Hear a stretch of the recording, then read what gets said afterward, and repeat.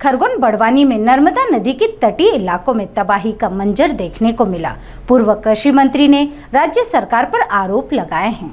मध्य प्रदेश के खरगोन बड़वानी जिले में हुई भारी बारिश में जहां एक ओर भारी तबाही मचाई, वहीं दूसरी ओर निमाड़ अंचल में बहने वाली नर्मदा नदी के तटीय इलाकों के नूर को बेनूर कर दिया। नर्मदा नदी में आई बाढ़ से कई गांव डूब गए और कई लोग घर से बेघर हो गए। भारी बारिश से किसानों की फसलें डूब गई, बर्बाद हो गई। कहीं कहीं पर तो जनहानि के साथ ही पशुधन का भी काफी नुकसान हुआ है। हालात यहीं के लोगों के पैरों के नीचे जमीन है तो सर के ऊपर छत की बजाय आसमान नजर आ रहा है। पूर्व कृषि मंत्री एवं कसरावत विधायक सचिन यादव अपने विधानसभा क्षेत्र सहित अनेक नर्मदा तटों के इलाके पर रहने वाले गांव में लगातार दौरा कर रहे हैं और लोगों का हाल चाल जान रहे हैं और बाढ़ पीड़ितों का नुकसान का मुआयना कर रहे हैं। सचिन यादव शासन प्रशासन से अपना संपर्क बनाए हुए हैं और आपदा पीड़ितों को न्याय दिलाने की और मुआवजा दिलाने की बात कर रहे हैं। यादव ने भारतीय जनता पार्टी पर गंभीर आरोप लगाते हुए कहा कि आपने निजी स्वार्थ के लिए सरदार सरोवर बांध का पानी रखा गया, जबकि मध्य प्रदेश में लगातार भारी बारिश हो रही थी। इस स्थिति में ओंकारेश्वर में प्रदेश के मुखिया ने मूर्ति अनावरण को लेकर पानी संग्रह किया था और मध्य प्रदेश में अधिक वर्षा होने के बाद बांधों से लगातार पानी छोड़ा गया, जिसकी सूचना नर्मदा के तटीय इलाकों के रहवासियों को भी नहीं की गई और सारी तबाही हो गई। कई आशियाने उजड़ गए। इसके बाद भी प्रदेश के मुखिया ने कोई सुध नहीं ली। आपदा में हुई क्षति से लोग घर से बेघर हो गए और आज इन लोगों के पास खाने से लेकर पीने तक को पानी नहीं। इस घटना के बाद भी प्रशासन कुंभकर्ण की नींद में सोया है और प्रदेश के मुखिया पटवारी की जायज मांगों को न मानते हुए आपदा पीड़ितों का सर्वे नहीं करवाया जा रहा है। इस बात को लोकसभा क्षेत्र खरगोन बड़वानी सांसद गजेंद्र सिंह पटेल ने भी एक लिखित पत्र के माध्यम से स्वीकार किया है।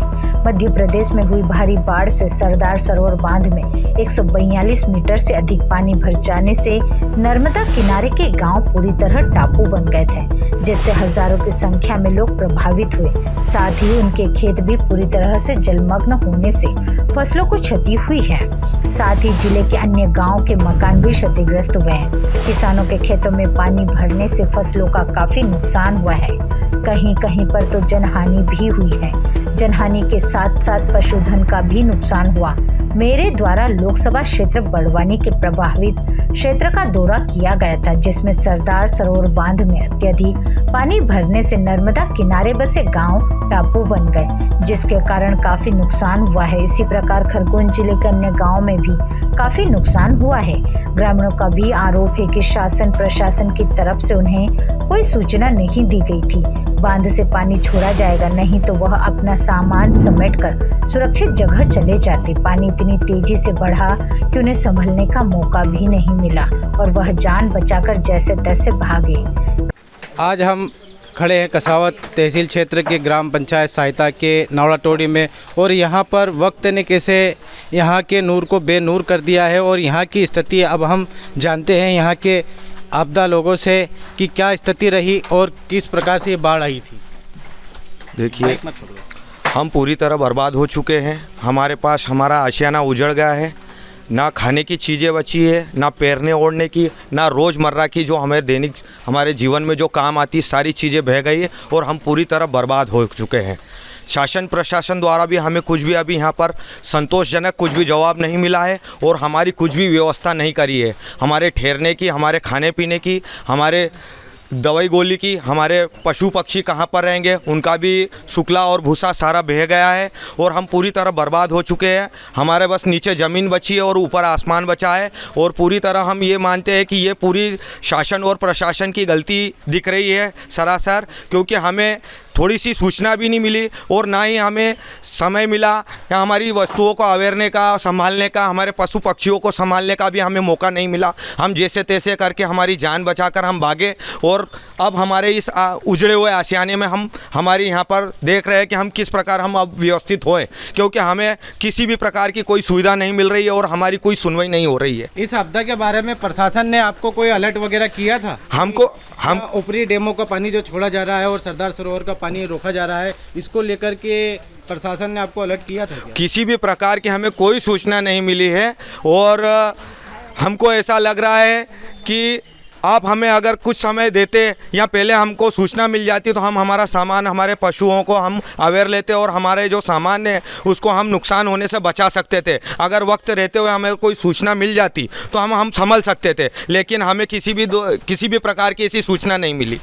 इस आपदा का कारण क्या रहा है? कारण एक ही दिख रहा है, सरासर डैम का, जो डैम के अधिकारी है सरासर उनकी ही गलती दिख रही है। क्योंकि अगर पानी, आप मौसम विभाग वाले आपको तो पहले सूचना देते हैं कि 2 दिन 3 दिन भारी वर्षा हो रही है, तो आपने इतना स्टॉक, अगर आप समय रहते हुआ स्टॉक को अगर आप छोड़ देते तो आपके पास हमारे पास इतना पानी नहीं आता मां नर्मदा का। और ऐसा आपने इतना स्टॉक क्यों रखा? आपने समय रहते हुए पानी को छोड़ देना था, जब आपको पता है मौसम विभाग आपको तो पूरी जानकारी देता है। और सरासर हमको डैम वालों की गलती दिख रही है।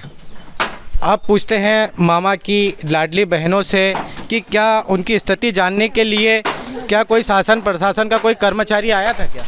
नहीं आया, कोई नहीं आया, कोई नहीं आया है कोई यहाँ आया पे। था शासन हाँ, प्रशासन कोई का नहीं आया है, कर्मचारी? नहीं आया, और शासन की ओर से कोई तुमको योजनाओं का कोई लाभ मिल रहा है? नहीं, कहीं नहीं मिल रहा है। लाडली बहना का लाभ मिल रहा है?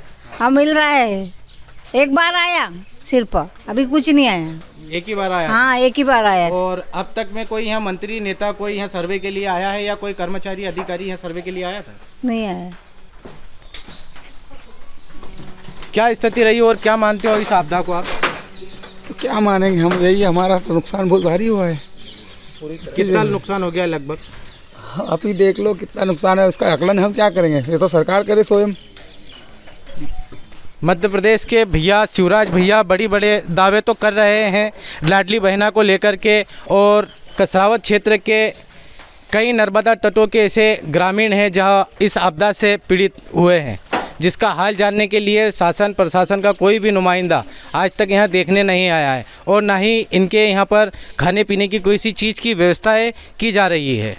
जो एक प्रधानमंत्री जी के निजी जन्मदिन मनाने के कारण सरदार सरोवर का बैकवाटर रोककर और इधर ओंकारेश्वर के सारे गेट खोल दिए ताकि प्रधानमंत्री का जन्मदिन उत्साह से मनाया जाए और मीडिया पे छाया जाए।